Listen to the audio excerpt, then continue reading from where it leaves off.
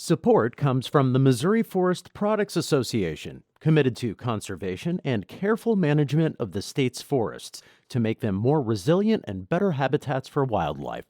ChooseWood.com. Welcome to St. Louis on the Air. I'm Sarah Fenske.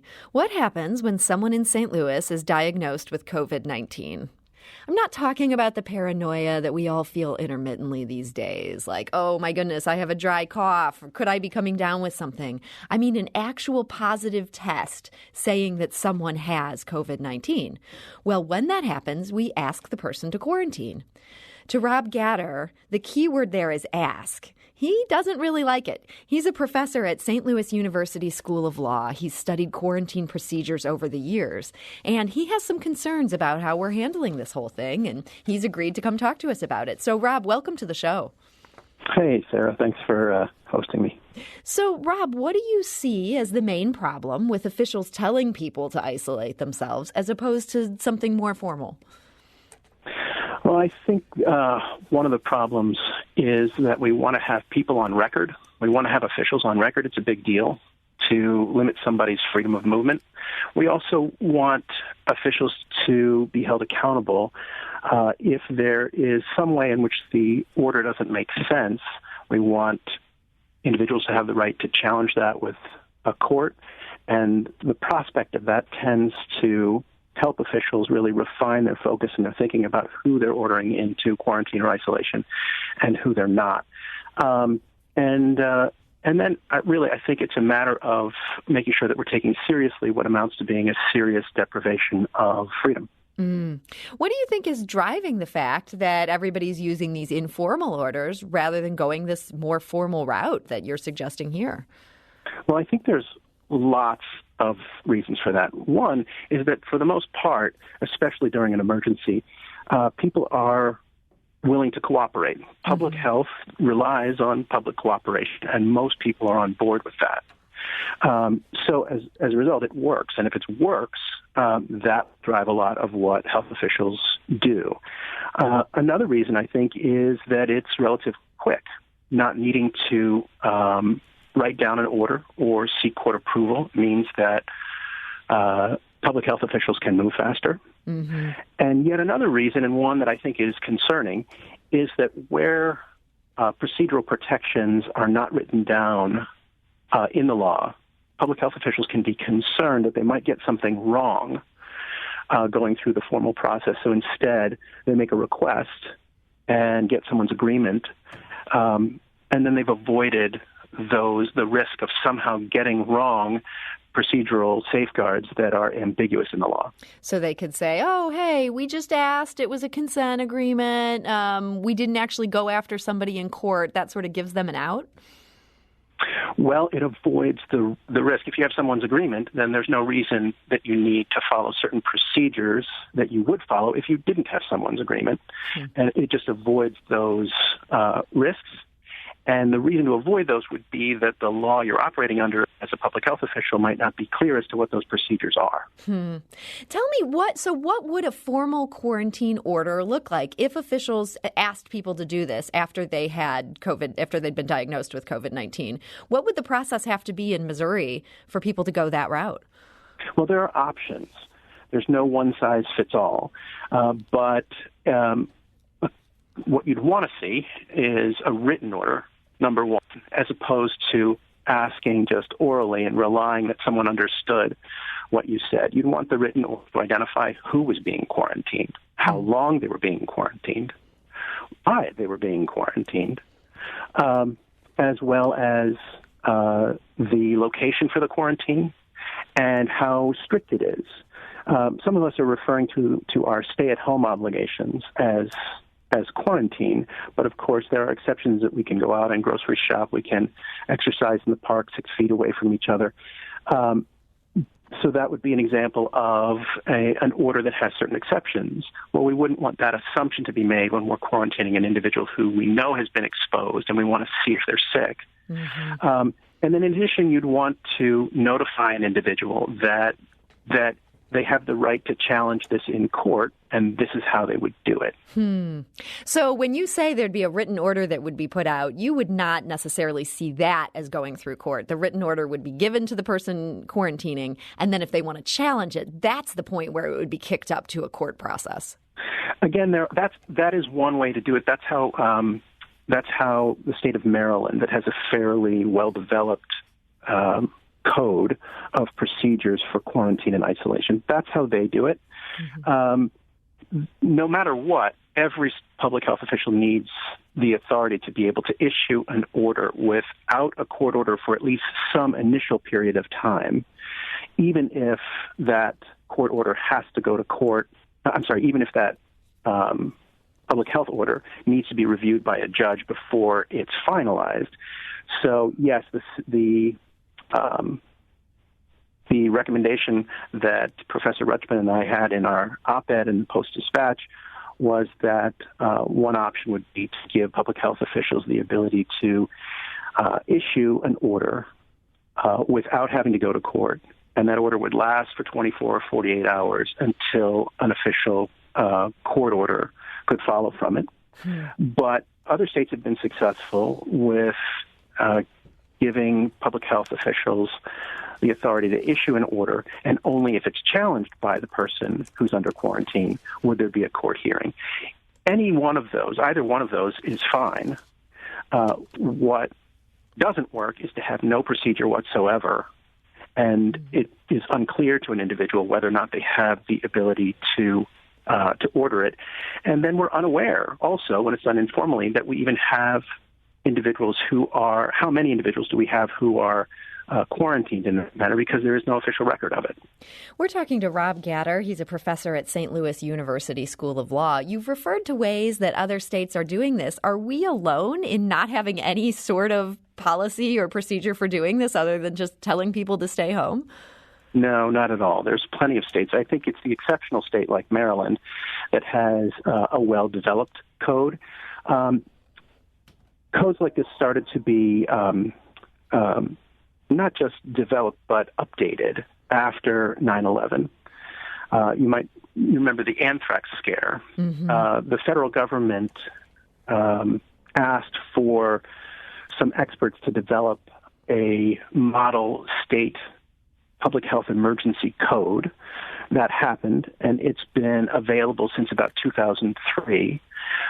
Some states have adopted it wholesale, very few, but some have adopted it wholesale. Others have adopted parts of it, and most states haven't adopted any of it. And that might just be because it just doesn't rise to the level until we get an emergency like this to be on the front burner for legislators and regulators. So every state, including Missouri, has state laws that identify that public health may require that we quarantine or isolate someone. And that exists, that authority exists in writing. But few states have gone to the trouble to then say, what are the procedural steps to carry out that power? Now, some people might assume that by arguing for the use of more formal quarantines as opposed to something just sort of given orally, that you're on the side of more quarantining. But I understand you have some concerns that sometimes the wrong people get quarantined or that these things aren't always constitutional. Can you give me an example of when this has been misused? Sure. I don't think that the kinds of quarantines that we're seeing during this COVID-19 outbreak fall into that. I do think that the kinds of quarantines we're seeing during the Ebola scare in 2014 and 2015 do. And that's because the viruses are very different from each other. They behave in different ways. So Ebola is also a deadly infectious disease, but unlike COVID-19, it was not novel. At the time it came to the United States in 2014, researchers had known about Ebola, understood the way it was transmitted since 1976. Second, because we had that more information, we knew that only people who are actually sick, actually have symptoms of Ebola, are infectious. Infectious meaning that they have the capability of spreading it to somebody else. Not only that, we knew that Ebola came with its own warning sign. Someone would spike a fever, 24 to 48 hours before they would begin to experience the symptoms that were dangerous, the symptoms that would end up passing the infection on to a healthcare worker or to somebody else who's caring for that individual. So there's really no need to quarantine them. Someone who's been exposed to Ebola, you would say, the order I'd like to have you under is that you're taking your temperature 2-3 times a day and reporting it into a public health official. And if you spike a fever, then we're just moving you directly into isolation, because we know within 24 or 48 hours you'll become infectious. It's funny to feel nostalgic for Ebola, but it sounds like with those kind of warning signs, you really could deal with this in a very civilized way, as opposed to, what we're in the middle of right now. And yet, 10 people in Missouri were quarantined just because they had been exposed to Ebola. And they were quarantined based upon an oral request with no judicial oversight. Each one of those were unnecessary. Support comes from the Missouri Forest Products Association, providing more than 41,000 jobs in the production of wood pallets, railroad ties, white oak barrels, hardwood floors, and more. Details at choosewood.com. All that was really necessary was an order that they take their temperature and report it into public health officials so that they could be monitored, but they didn't need to be quarantined and have their freedom of movement restricted. That's different with COVID.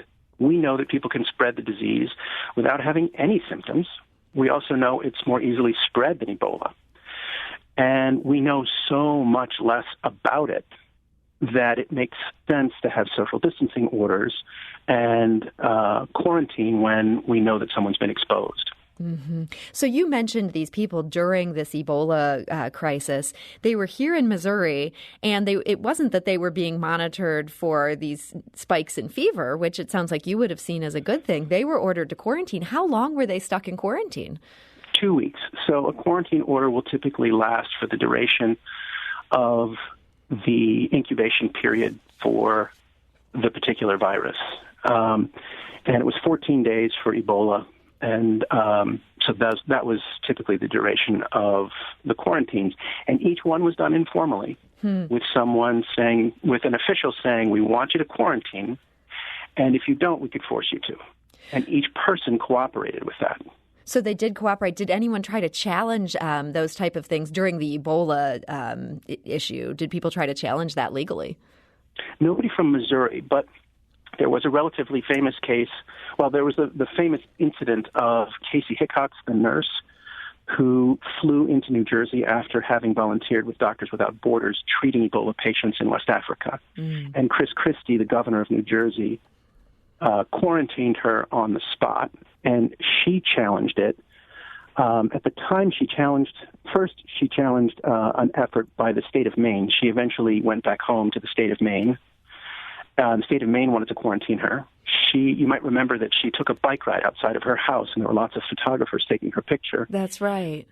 And a local judge ruled that the effort to quarantine her was inconsistent with the statutory powers of the public health officials, namely because the public health officials admitted in their petition for quarantine that she was not yet infectious. After that scare was over, she filed a federal complaint against Governor Christie and New Jersey's public health officials. And then less well known is a Liberian family who had visited a family in Connecticut. They happened to arrive during the Ebola scare, and they were quarantined in the basement of their friend's house for 2 weeks. And after the scare was over, they also sued the governor of Connecticut and health officials in Connecticut, claiming that without showing any symptoms, it was not rational to quarantine them for that period of time. Some of Casey Hickox's claims were unsuccessful. A state claim was successful, and she settled that with the state of New Jersey in return for their creating better procedures.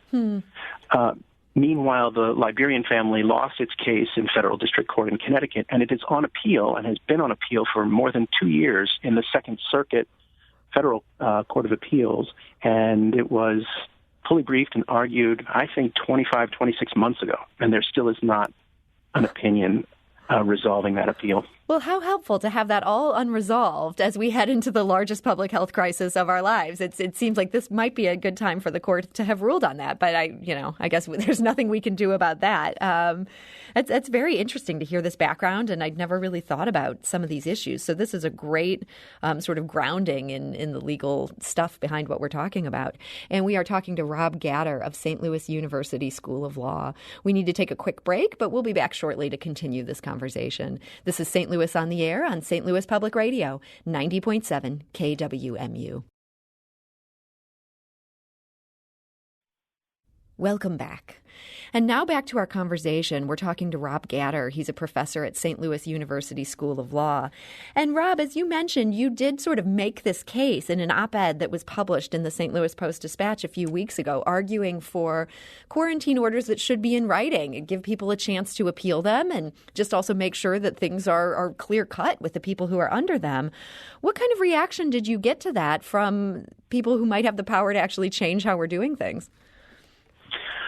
I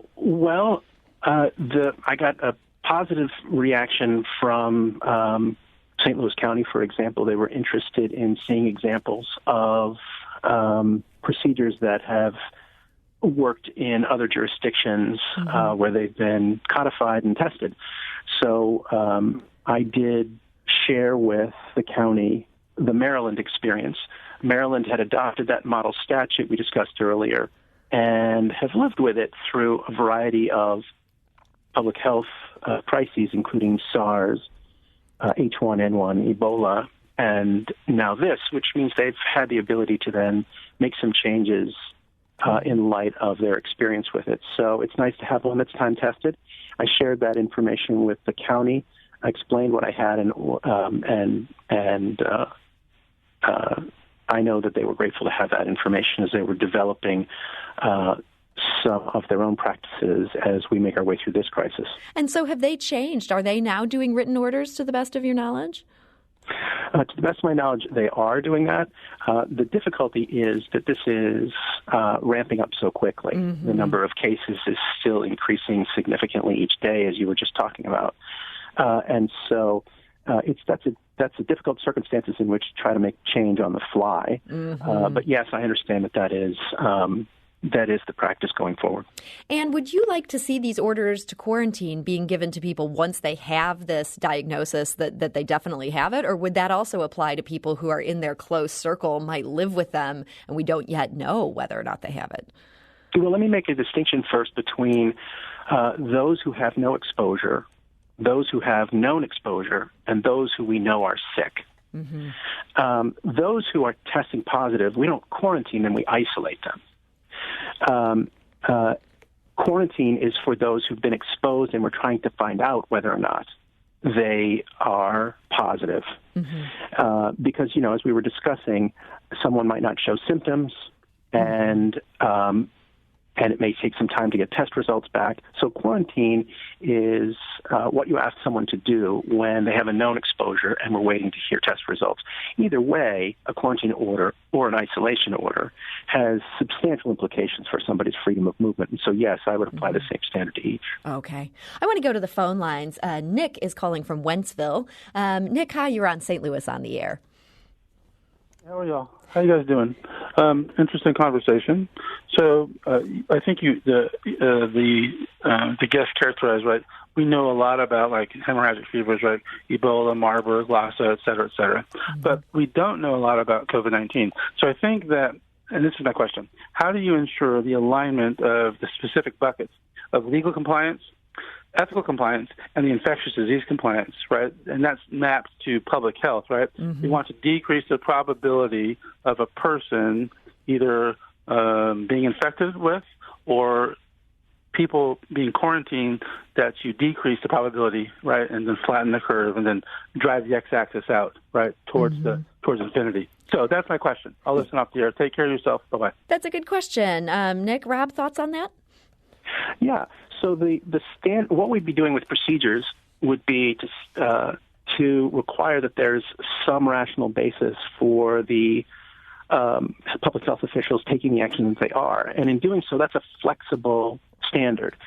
So where we know a lot about a disease, as the caller mentioned, those hemorrhagic diseases, where we know about the disease, then that has to be taken into account. Where we know much less about the disease, then the law gives much greater flexibility to the public health official.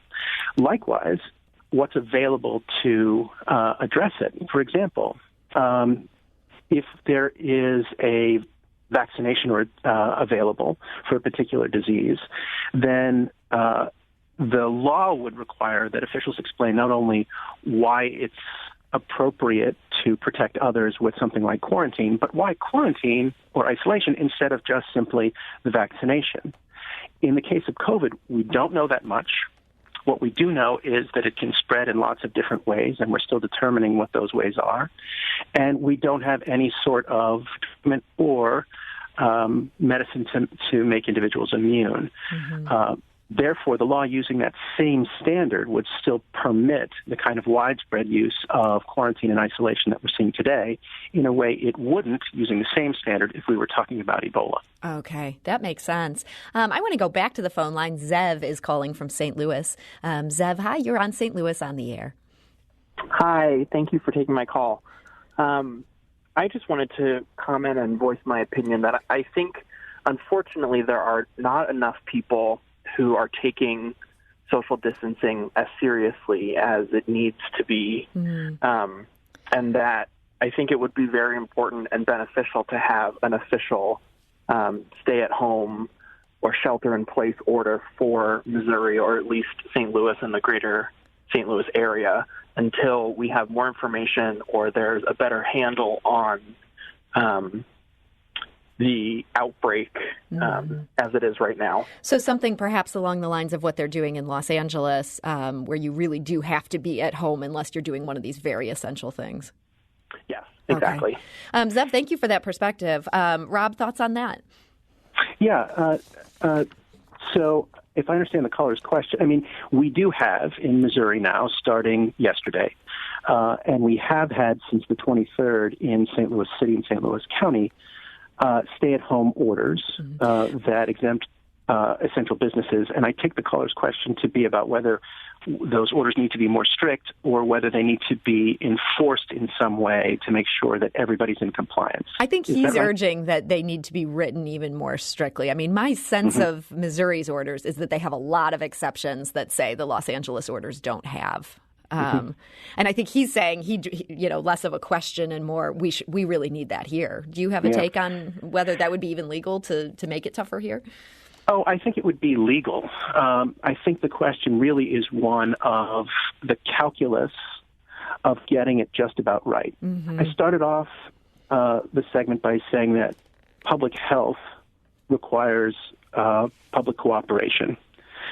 And public cooperation is best achieved through restrictions that not only are rational, but they're sufficient to try to stop the spread of the disease, and yet at the same time are no more restrictive than they have to be. The more restrictive you make them, the more resentment you develop, and the more difficult it is to get people to comply.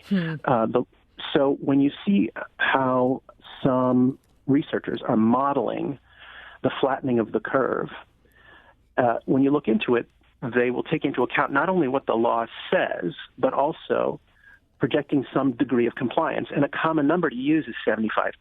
But 75% of people will comply with whatever order you put out there or with the orders that have been placed, but others will not. And based on that, with 75% compliance, here's the level of curve flattening that we get. So one option, right, is to make those written restrictions even tighter, and hopefully you'll get greater compliance with those. At some point, however, restrictions can be so tight that you find individuals just can't abide by them, and so they're making more exceptions for themselves. That's really interesting, and how fascinating you guys have models for that, too. And unfortunately, we are out of time on this segment today, but I'd love to revisit that topic more. So, Rob Gatter, thank you so much for joining us today. Well, thank you, Sarah. And Rob is a professor at St. Louis University School of Law and was sharing his thoughts on quarantine procedures and other public health matters. This is St. Louis on the Air on St. Louis Public Radio, 90.7 KWMU.